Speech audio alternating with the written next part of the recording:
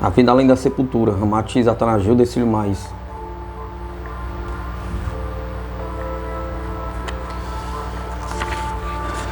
A obsessão, suas causas e efeitos. Pergunta. Não há exagero na afirmativa de que as criaturas vítimas da alienação mental não passam, em sua maioria, de obsidiadas por espíritos maus. Ramatiz. Uma das questões mais dolorosas e de difícil solução para os espíritos benfeitores é justamente a referente à obsessão, pois não há número suficiente de espíritos adestrados para solucionar completamente esse problema tão complexo. A humanidade terrícola, por vez, aumenta assustadoramente as oportunidades delituosas, o que ainda auxilia a execranda atividade obsessora das entidades trevosas sobre a crosta. Não há exagero em se afirmar que a maior porcentagem de alienações no mundo terreno ainda é fruto das forças destrutivas e obsessoras, muitíssimo favorecidas pelo descaso evangélico do próprio homem, afora os casos naturais de lesões cerebrais. Todas as alienações de ordem mental se originam diretamente no desequilíbrio da própria alma. Toda alma desequilibrada se torna um repasto fácil para os desencarnados viciosos e vingativos, que agem ardilosamente no astral inferior. Os obsessores tanto agem por sua conta própria, exercendo suas vinganças e explorando os incautos terrenos, como também desempenham encargos e missões vingativas em serviço alheio, aceitando a função execrável de instrumento de desforras de outros.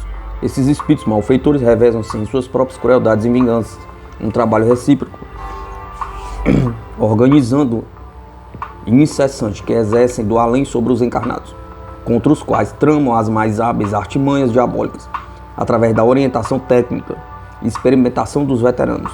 Pergunta.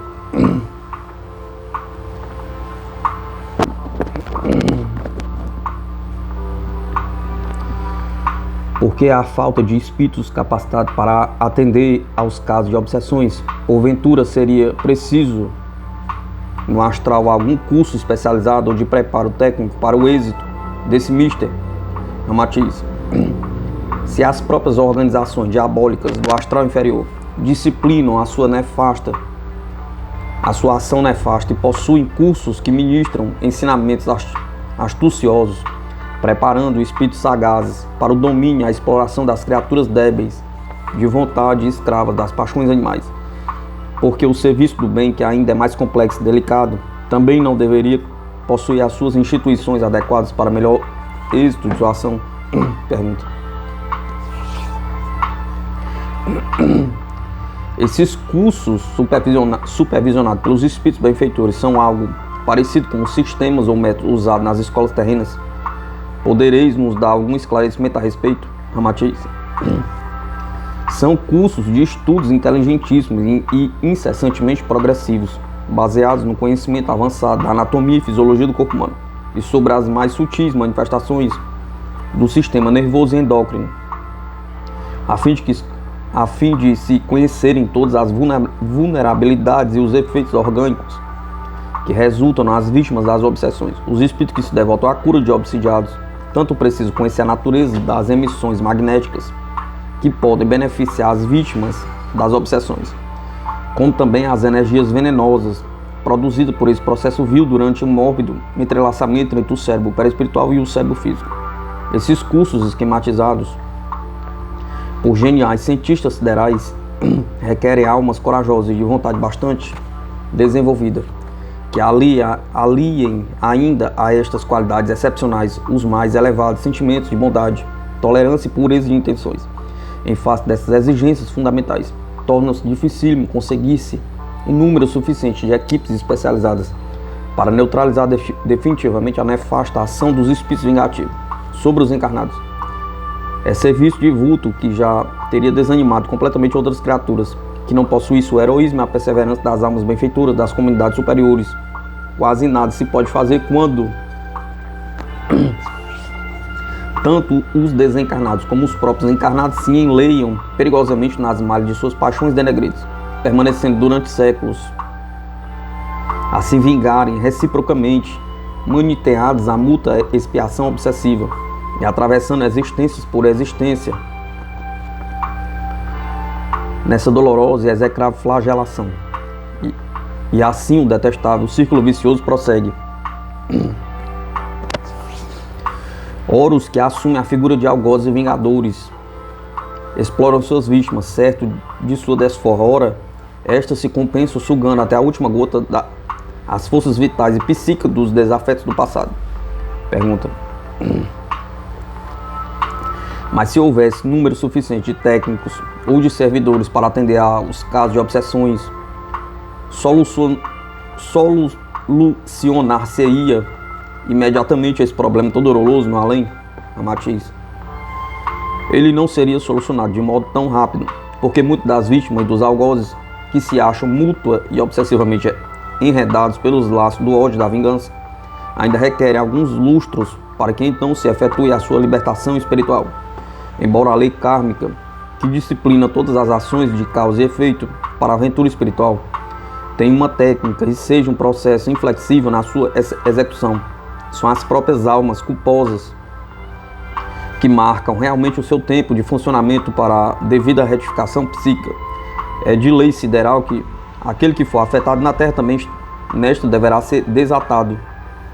Os mentores e os técnicos espirituais não podem intervir e violentar drasticamente esse círculo vicioso de mútua obsessão entre os terrícolas, ainda incapazes da humildade e do perdão, e que reforçam com a vaidade, o orgulho e o ódio, a crueldade e a vingança, distanciados como estão da terapêutica evangélica criada por Jesus, considerando-se que o obsessor e o obsidiado são dois enfermos que se degladiam mutuamente em terrível crise de amargura gerada pelo ódio ou pela vingança. É óbvio que o tratamento mais eficaz exige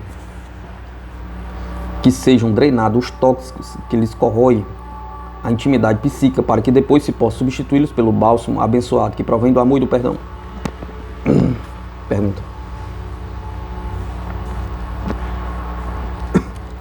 Mas já temos comprovado algumas curas de obsessões, graças a trabalhos realizados por falanges de civícolas e africanos, que empregam para esse fim um sistema vigoroso e decididamente corretivo.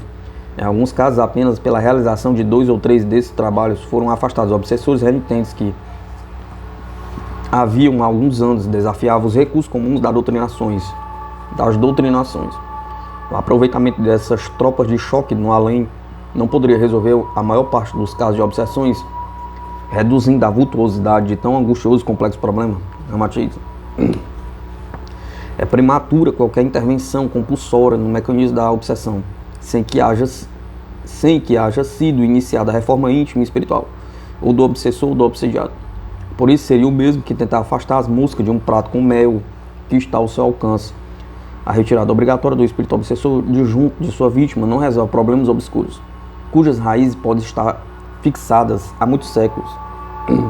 No passado repleto de tropelias e crueldades recíprocas, esse processo mais se assemelha ao efeito da injeção calmante no corpo físico, que pode contemporizar o efeito doloroso, mas não soluciona a causa oculta da enfermidade. Em todas as comunidades do além que se dedicam a tarefas benfeitoras de cura e tratamento desobsessivo, só se emprega uma técnica espiritual, o despertamento incondicional do amor, seguindo os passos e o exemplo de Jesus, que se entregou até em holocausto na cruz torturante. Também cuidamos de curar todos os sofrimentos cruciantes das almas embrutecidas, aplicando-lhes a mesa terapêutica do amor incondicional, que é capaz de conquistar os corações mais empedernidos. O amor não se impõe pelo palavreado rebuscado, nem pelo gesto compungido. Para ser profundo, há de ser sentido e ofertado vivamente pela angústia de servir. Pois não sendo assim, desintegra-se na crosta dos corações duros. Pergunta. Sobre a vossa opinião, pessoal, qual seria o processo mais eficiente para o tratamento da obsessão? Ramatiz. Os mentores espirituais de alta experimentação sideral, acha que só existe uma solução lógica e sensata para esse acontecimento confrangedor: converter simultaneamente o obsessor e o obsidiado aos postulados amorosos do Cristo.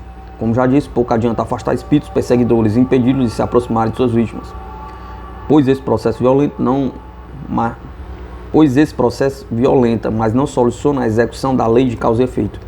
A solução do problema fica em suspenso, e sem ela, a enfermidade espiritual voltará da mesma forma como voltam as moscas às feridas logo depois de enxotadas. Em breve, obsidiado e obsessor envolver-se-ão novamente através dos velhos laços do ódio insatisfeito e ainda superexcitados pelo desencarnado, enquanto o perseguido também vibra contra o seu algoz das sombras. A cura requer o desatamento espontâneo das algemas que os prendem a longo tempo. E isso só será possível pela força do perdão e da humildade. Pergunta: quais são os tipos de instituições que conheceis no espaço como responsável pelo aprendizado e preparo de espíritos destinados a atender aos casos de obsessões? Matiz: os cursos especializados para se atenderem aos casos graves de obsessões e fascinação do encarnado funcionam quase sempre nos departamentos de auxílio espiritual, localizados no seio das instituições reencarnatórias. Futuramente, os psiquiatras da Terra poderão também aplicar grande parte dos tratamentos espirituais ministrados no espaço, quando se convencer de que os principais fundamentos da cura psíquica são os ensinamentos evangélicos de Jesus, na realidade o verdadeiro médico da alma. Os estabelecimentos de tratamento de psicopatias situados na Terra falham consideravelmente nos seus tratamentos clássicos, porque pretendem solucionar problemas emotivos que se enraizam na concha do coração e algemam as forças do espírito, usando os recursos draconianos da terapêutica indistinta à base de eletricidade ou de hormônios, exceto que os choques elétricos, as intervenções medicamentosas violentas conseguem, às vezes, sustentar a marcha da loucura ou manter algo desperto o enfermo, pois o processo superativa temporariamente as células cansadas. Mas o problema secular, o milenário da enfermidade espiritual, há de continuar a desafiar esses recursos, uma vez que apenas contemporiza, mas não se soluciona a situação. A aplicação de choques consegue proporcionar alguns momentos de razão ao obsidiado, ou protelar a crise fatal, pelo despertamento súbito das células cerebrais e pela trepidação do sistema nervoso, que então se desoprime da ação obsessiva do perseguidor, oculto nas sombras do além. Mas isso não conseguirá impedir que logo depois ou ainda mesmo em futura encarnação, o espírito enfermo passe a reproduzir novamente os mesmos sintomas ou efeitos mórbidos. O asilo de doidos na Terra ainda desconhece que acima da terapêutica química ou técnica do mundo material há um tratamento mais eficiente e miraculoso, que é a transfusão do amor. Por isso, nos recursos de cura de obsessões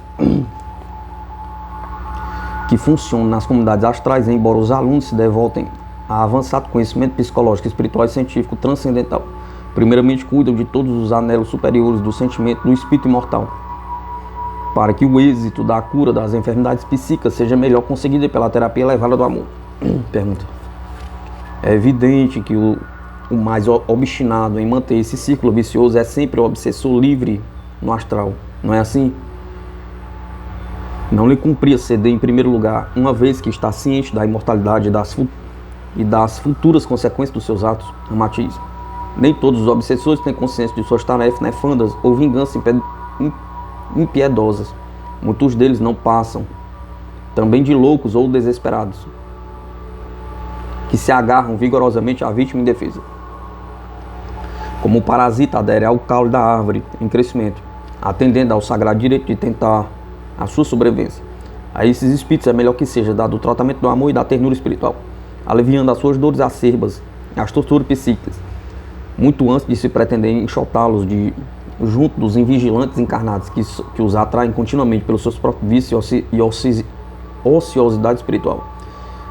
Algoz e vítima, ambos doentes, pedem a mesma medicação que o sublime Jesus receitou sem rebolsos. Faze aos outros o que querem que te faça.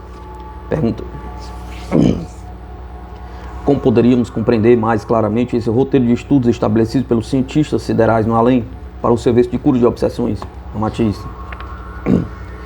Os quadros didáticos, com as suas complexas experimentações, escapam ainda à leitura comum e exigiriam um exaustivo compêndio para o vosso conhecimento.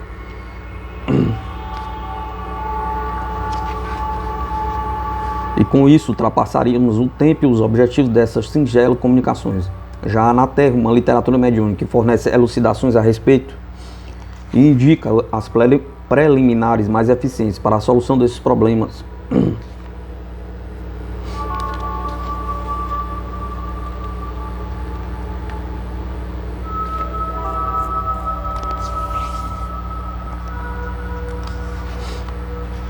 Habilitando-vos incessante e progressivamente a conhecer como devem ser encarados. Por isso, não desejamos parafrasear ou repetir aquilo que já vos foi dito mediunicamente, com mais eficiência e clareza de exposição.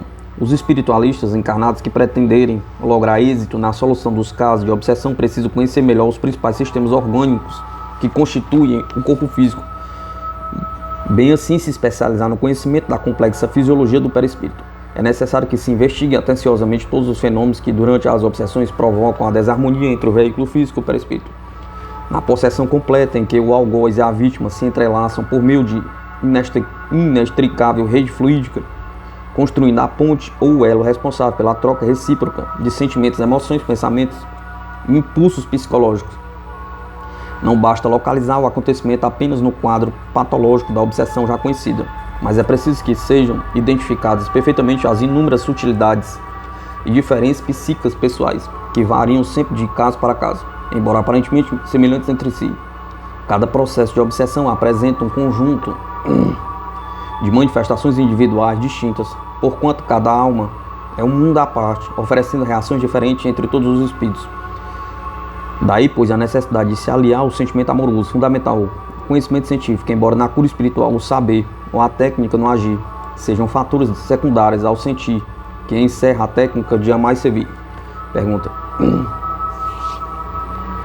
a fim de que pudéssemos comprovar o que afirmam algumas leituras mediúnicas, valendo das indagações que temos feito sobre o assunto, gostaríamos de saber se o estudo científico da obsessão no mundo astral apresenta melhor resultado quando feito por espíritos que foram médicos na Terra. Poderíeis atender-nos? Matiz.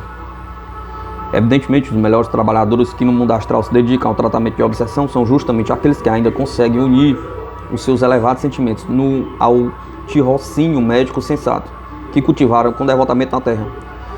Em virtude dos seus conhecimentos avançados de anatomia e fisiologia carnal, eles encontram maiores facilidades para estudar as contrapartes etéricas do perispírito e das matrizes astrais do corpo humano. O cérebro de carne, que comanda as funções do organismo físico, não passa de uma cópia bem acanhada do cérebro do perispírito, que é o verdadeiro responsável pelo admirável mecanismo das operações mentais. Embora o duplo, ou seja, a cópia, ou a duplicata perispiritual do cérebro físico funcione em outro campo vibratório sutilíssimo, como o é o mundo astral dos desencarnados,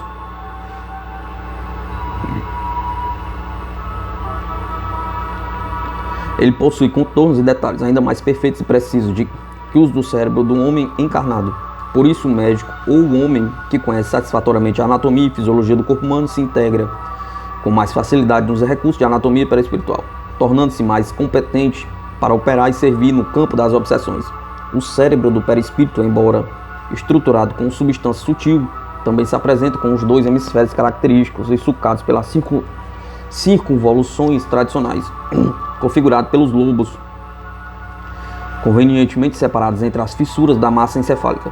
Mesmo o seu mecanismo orgânico no plano etero-astral guarda grande identidade com a própria função dos centros motores descrita nos compêndios humanos no tocante ao cérebro físico. Mas a supremacia excepcional do cérebro do perispírito consiste em que, a semelhança de complexo aparelhamento elétrico jamais conhecido pelos olhos humanos, que ele se transforma em verdadeira usina de força radiante, controlando as mais complexas operações exercidas pelo espírito e emitindo sinais luminosos que variam tanto de zona para zona como de lobo para lobo. São bem grandes as diferenças do potencial radiante das criaturas humanas, enquanto as almas mentalmente evoluídas emitem fulgurações luminosas nos lobos frontais, as desprovidas de conhecimento espiritual se tingem de sombras em torno da importante região frontal, por meio de seu cérebro maravilhoso, talhado na substância astral e muito mais complexo e eficiente do que a sua cópia física. O espírito dirige e controla o seu perispírito, harmonizando o seu funcionamento de acordo com a qualidade dos seus pensamentos. Quando estes são elevados, realçam a luminosidade dos centros criadores mentais, mas quando de desregramento ou irritação submerge a fronte diáfana na fuligem sombria das energias animalizadas. O cérebro do perispírito lembra também o automatismo do cérebro físico no seu comando de todas as operações instintivas que se subordinam às atividades do subconsciente. São produtos de esforço milenário da evolução do homem.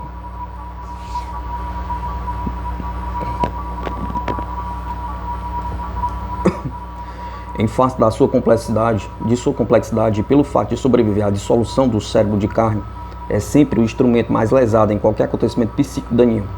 E por esse motivo exige que o estude em cursos disciplinados no mundo astral, a fim de que se possa dar solução inteligente e definitiva aos processos obsessivos de que é vítima. Esses cursos assemelham-se um tanto aos que são exigidos para os especialistas nas instituições médicas da Terra, que só aceitam membros credenciados em cursos especiais, variando apenas quanto à exigência dos mais elevados sentimentos evangélicos, com base terapêutica principal para a cura de obsidiados e conversão de obsessores. Pergunta. Gostaríamos de receber mais algumas explicações sobre a verdadeira natureza do cérebro perispiritual, pois estamos acostumados com a ideia de que é bastante possuir-se um cérebro sadio para também se gozar de faculdades mentais perfeitas. Estamos equivocados? Matiz. É evidente que já haveis compreendido através dos estudos espirituais que o corpo físico é o efeito e não a causa da vida psíquica. Em rude exemplo, podereis compará-la a um encorpado mata-borrão, capaz de absorver todas as substâncias exaladas pelo psiquismo do espírito encarnado. Do mesmo modo, a natureza das manifestações do corpo carnal depende fundamentalmente das funções do perispírito, pois este é realmente o verdadeiro molde ou plasmador da configuração do organismo físico. Em verdade, o perispírito suporta simultaneamente a carga da vida humana em dois planos diferentes, o físico e o astral, embora ambos estejam profundamente interpenetrados, tanto em sua origem como na produção de seus fenômenos. É veículo pré-existente ao nascimento e que, pelo fato de sobreviver à morte do corpo físico, é dotado de um energismo e produção vital muito intenso, que se disciplinam sob o seu inteligente automatismo milenário. É o equipo mais completo e valioso do ser humano, significando a sua veste indestrutível e o seu arquivo inalterável, onde se conserva toda a memória da alma acumulada no pretérito. As células nervosas do corpo físico, além de suas propriedades e manifestações objetivas, são núcleos sobrecarregados de eletricidade inteligentemente armazenada pelo perispírito. Os neurônios não servem unicamente para atender o custo das sensações exteriores, mas são também responsáveis pelas mensagens que os neurônios perispirituais lhe transmitem como fruto das impressões internas enviadas pela consciência do espírito. Se são complexos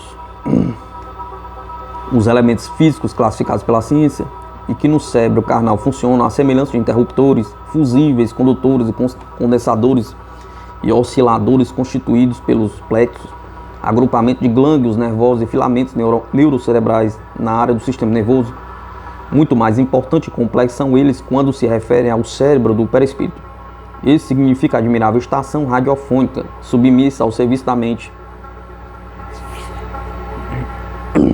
e ativada por um indestrutível potencial de energias, onde as emissões da mais alta frequência vibratória, o que presentemente ainda é inacessível mesmo à mais avançada instrumentação científica. É central elétrica.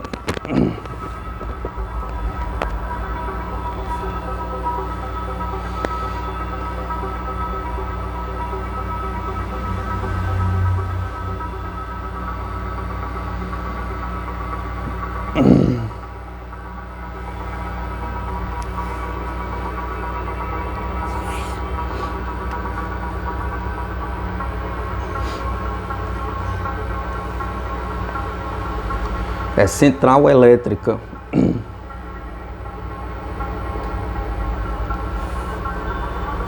funcionando entre o plano invisível e o material, atendendo às mensagens que são captadas no campo da vida física e expandindo e expedindo as sugestões providas do mundo interior do espírito. Daí os múltiplos problemas complexos e dolorosos que oferecem os infindáveis casos de obsessões e fascinações, pois durante a execrável função obsessiva e a troca de poderosas energias magnéticas subvertidas, fica lesado o maravilhoso patrimônio do cérebro perispiritual, tornando-se um infeliz depósito de venenos produzidos pela mente satanizada e o odioso desejo de vingança.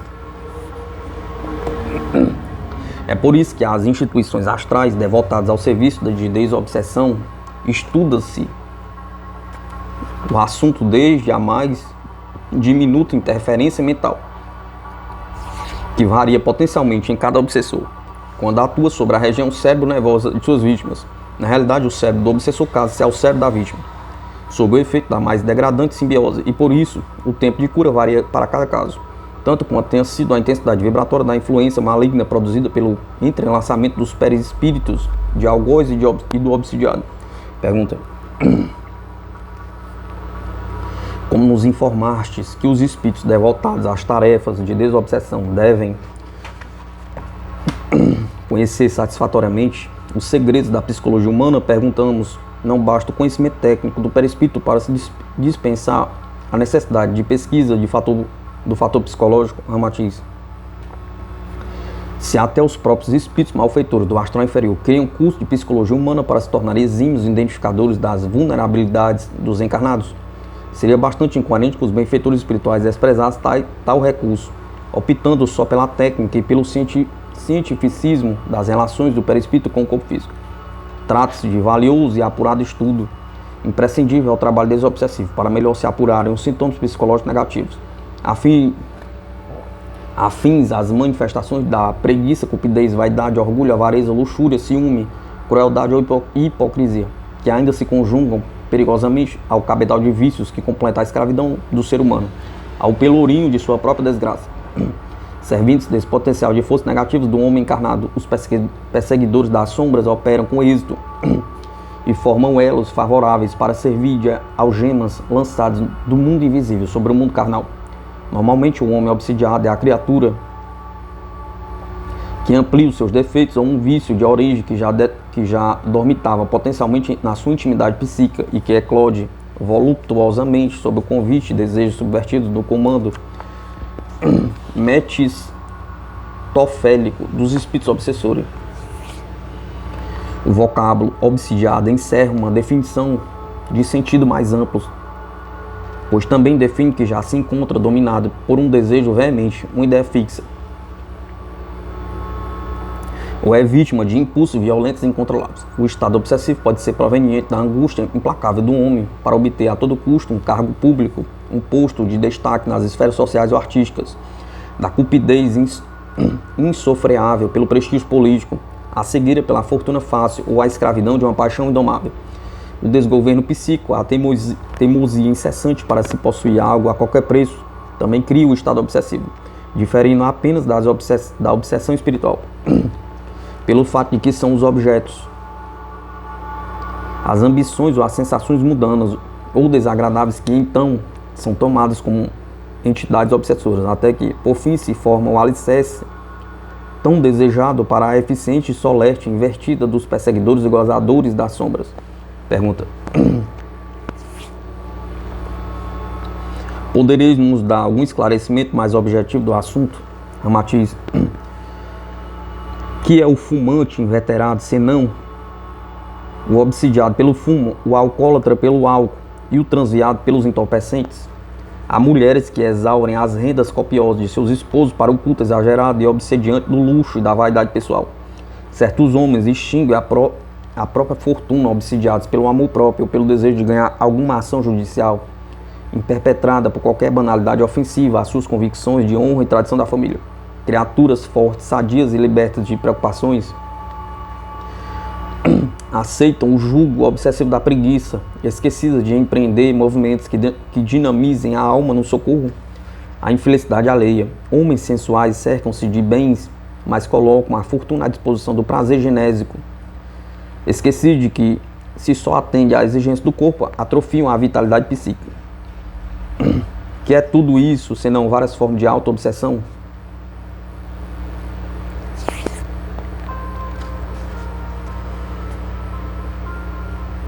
Que oferecem ótimos ensejos para que os malfeitores das trevas operem com êxito sobre infelizes que já perderam a sua liberdade e passam a viver algemados às suas próprias criações mentais fascinantes. Pergunta. Não poderia ser dispensado nos cursos de desobsessão mantidos no espaço aquele estudo psicológico que dizeis ser tão necessário aos espíritos que os frequentam, considerando-se que todos eles devem ser capazes de ler os pensamentos dos obsidiados e obsessores, conforme informam certa obra em excelente origem mediúnica?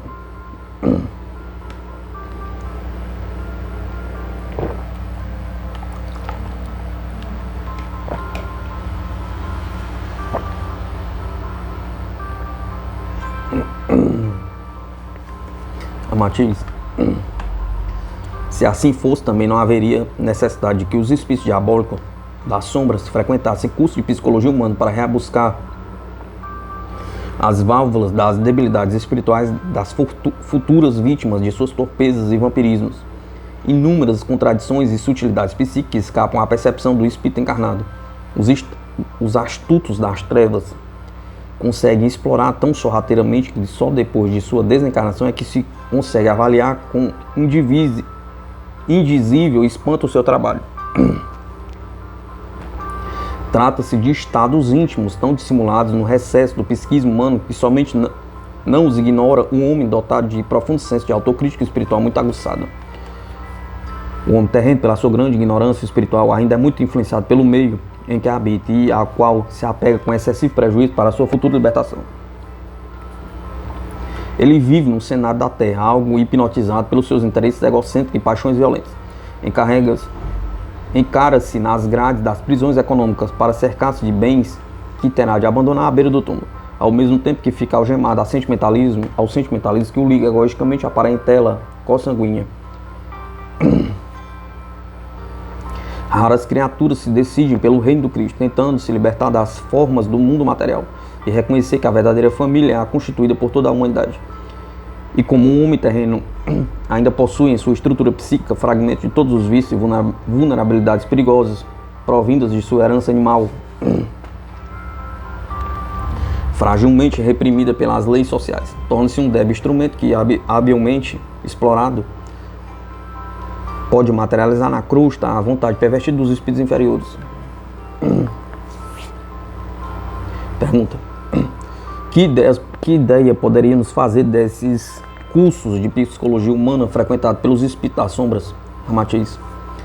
Os comandos das trevas realizam estudos minuciosos sobre as tendências psíquicas humanas, pesquisando as vontades fracas e procurando os escravos dos preconceitos e convenções mundanas, para depois vampirizá-los em sua vitalidade psíquica. Muitas vezes eles organizam cuidadosos relatórios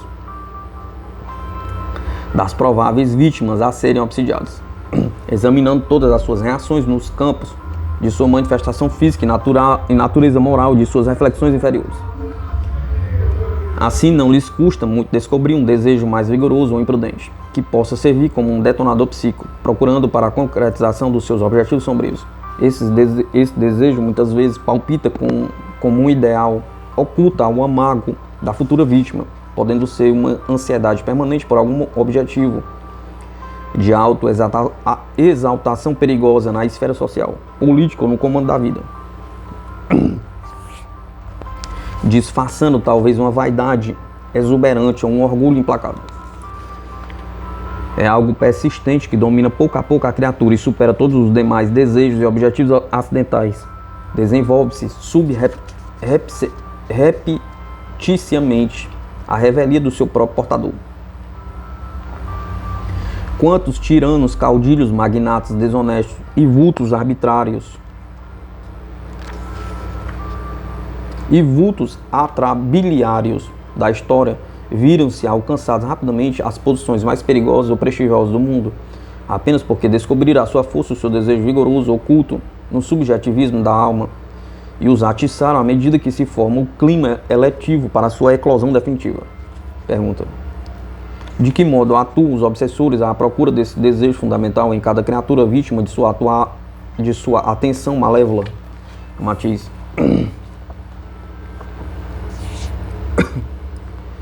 Os magos das sombras procuram conhecer o tipo do predominante desejo de cada criatura e a probabilidade de lhes servir como ponto de apoio para suas maquinações diabólicas ou desforras cruéis. Examinam e distinguem, pouco a pouco, todos os pensamentos que inconscientemente podem ser produzidos por esse desejo oculto e ainda ignorado da própria vítima. Ascultam-na por meio de todos os seus empreendimentos e relações, assim como lhe proporciona toda a sorte de oportunidades e contato com outras criaturas que possam atuar na mesma faixa vibratória e superexcitar aquele desejo oculto, até conseguir a sua eclosão no mundo exterior.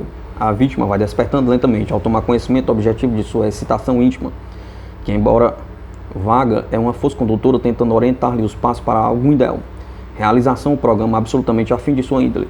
Muitas vezes o passado influi vigorosamente na fixação do desejo central, pois ainda vive na intimidade do indivíduo o eco das glórias faustosas, a força ardente das paixões calorosas, ou então um certo gozo, que é um prolongamento da prepotência e do comando tirânico de outrora sobre os homens.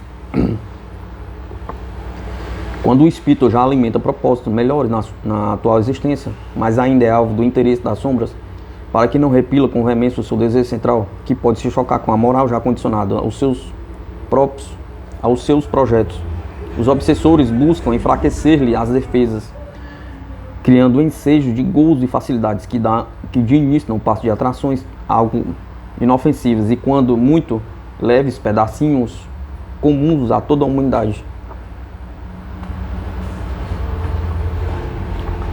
E assim armam perigosa equação do seu senso psicológico comum, abrindo-lhe brechas cada vez maiores e que a criatura subestima, porque a sutileza e a capacidade do invisível não a deixam aquilatar a proporção de prejuízo ético e o aviltamento moral que pesa sobre os seus hipnotizadores.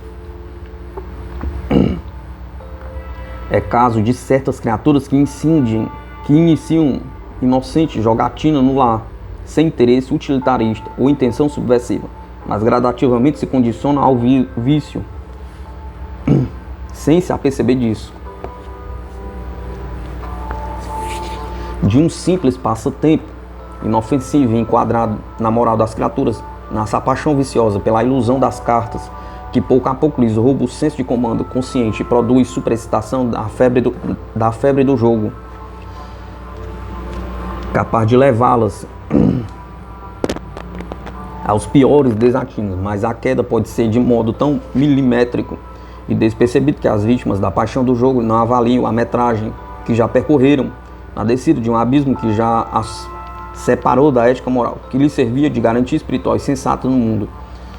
Muitas ainda se zangam se alguém as adverte do extremismo perigoso em que já podem ser encontrados, corroborando o velho ditado de que o pior cego é o que não quer ver.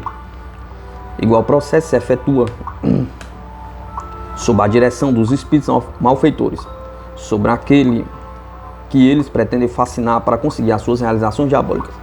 Ativam-lhe o desejo central e inferior, que identificam no amago do encarnado, dando-lhe força e excitando-lhes a imaginação, num processo gradativo e incessante, que muito lembra a marcha progressiva da hipnose. Então esse desejo central vai aflorando a consciência desperta da vítima, pintando-lhe quadros de realizações agradáveis e possibilidades grandiosas,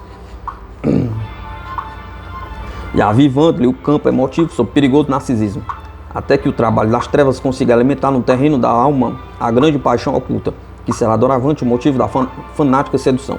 Essa paixão será então o centro hipnótico, ou o ponto hipnótico maligno, que absorverá toda a atenção do obsidiado, e enquanto isso, os obsessores se apossam do seu sistema nervoso e coordenam o seu campo intuitivo, para então levá-lo a servir de instrumento vivo de suas maquinações perigosas.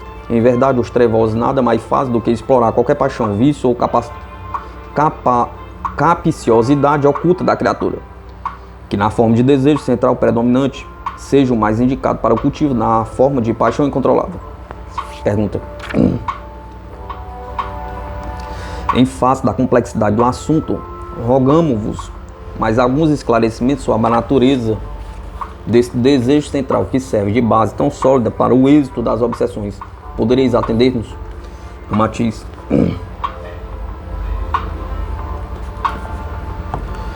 Esse desejo corresponde a uma força passional oculta de forte exaltação psíquica, resultante de todas as energias consequentes da experimentação milenária da consciência. É conquista que funde num só campo de forças tudo o que a alma experimentou e absorveu no trato energético com o mundo exterior. Figura no amago da consciência como sua finalidade mais importante.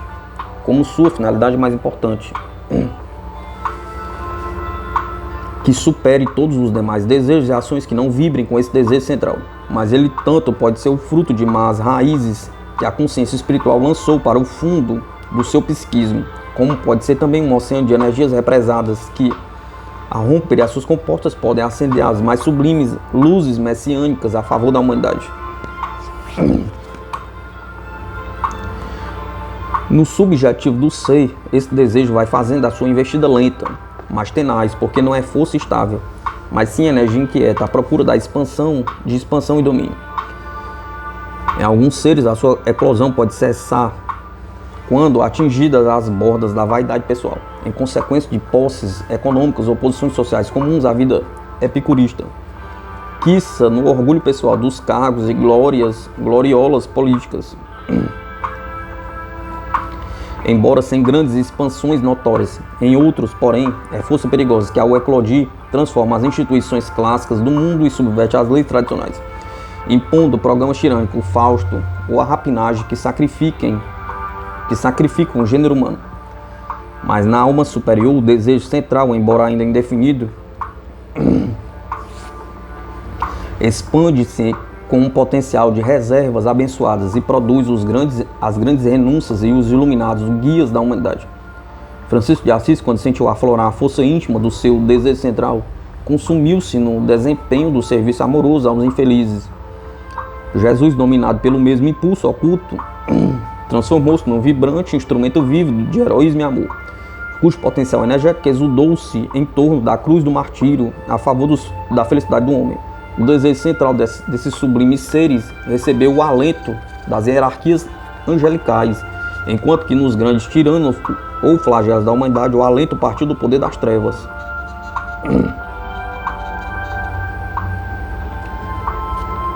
Pergunta: ser-vos-á possível dar-nos alguns exemplos objetivos do que dizeis? Matiz. Quais seriam os desejos centrais que palpitavam no amago do modesto jornalista chamado Benito Mussolini e do apagado ajudante de cozinha denominado Adolf Hitler, quando ainda não passavam de criaturas desconhecidas do mundo, embora ainda ignorassem, no seu subjetivismo, a existência de um desejo central predominante sobre os demais desejos e manifestações menores da alma? Indiscutivelmente, esse desejo era o de conquistar o mundo.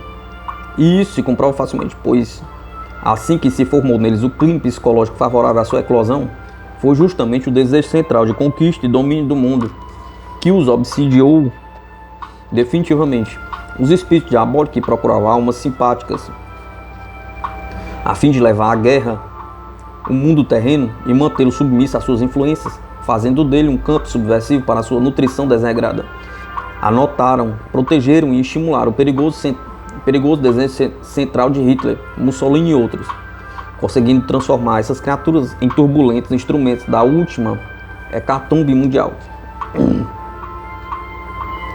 É provável que, durante a sua mocidade, os planos de prepotência desses homens não fossem além da invasão da propriedade do vizinho, coisa já identificável no seu desejo central, mas os gênios das sombras puderam ampliar a área de ação desses súditos simpáticos, conseguindo lançá-los a estratégia e a rapinagem sobre as terras dos países vizinhos, à medida que os espíritos malfeitores iam criando neles o clima favorável para a preponderância do seu desejo central.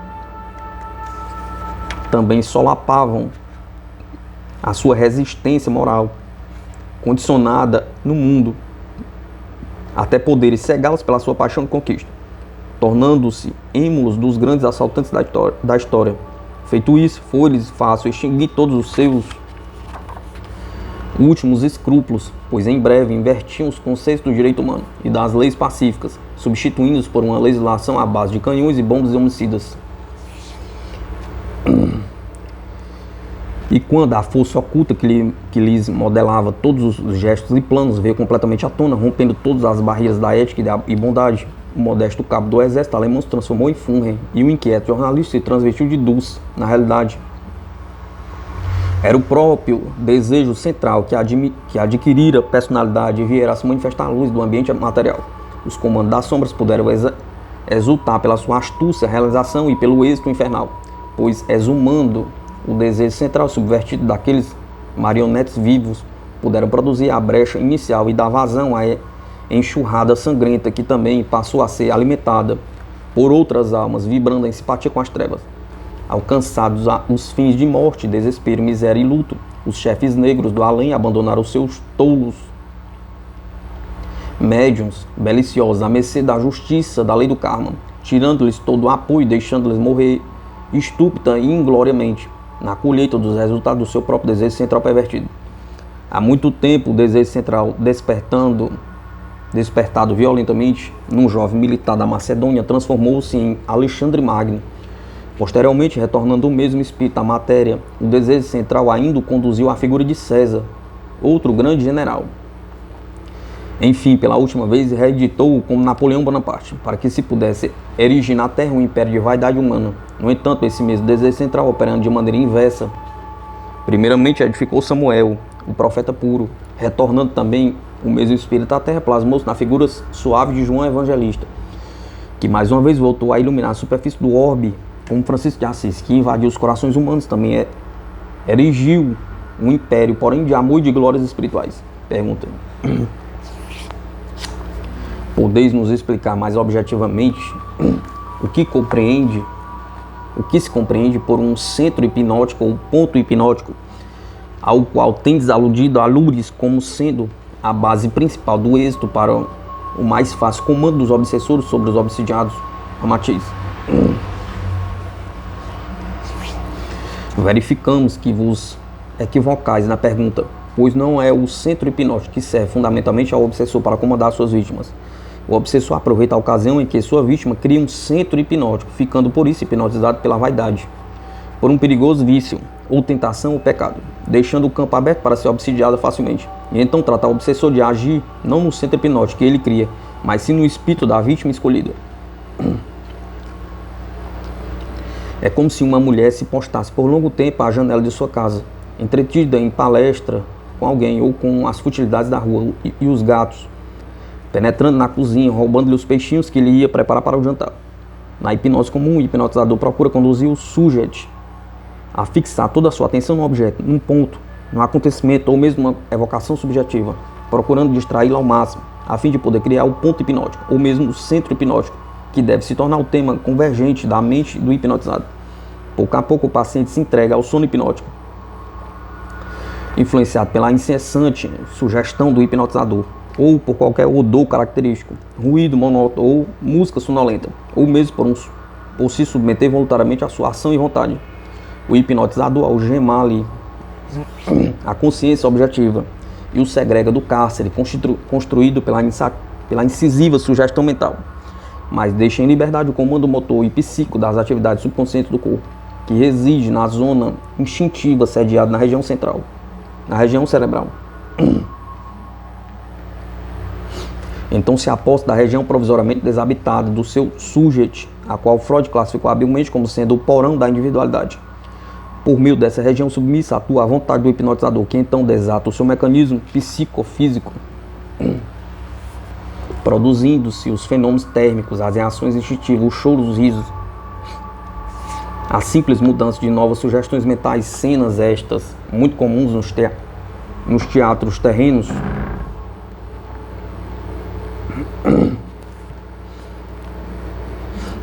e que servem para a estupefação do público ainda ignorante da realidade espiritual.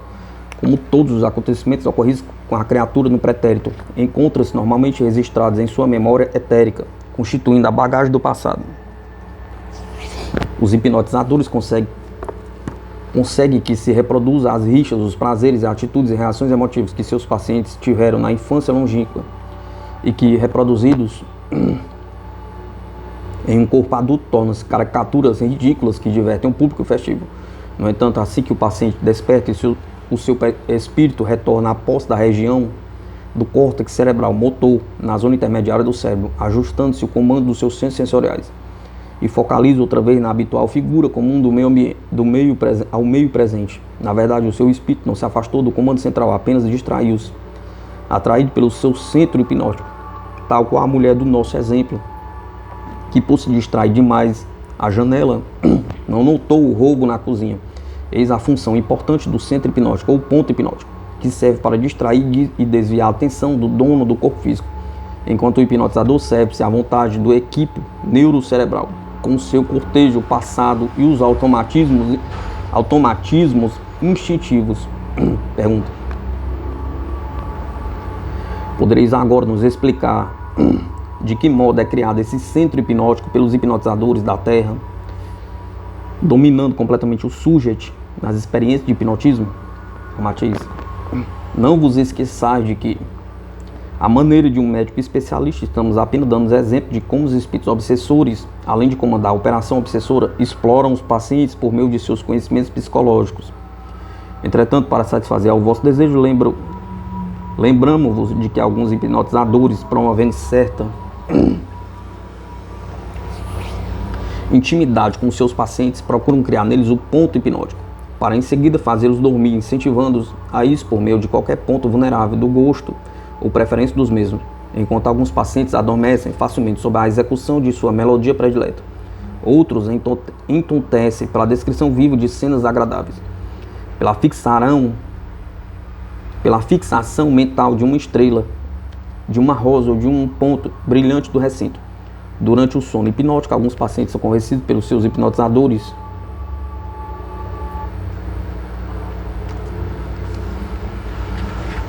por exemplo, de que sempre que em estado de vigília ouviram a voz que os comanda, devem cair imediatamente em transe ou adormecer.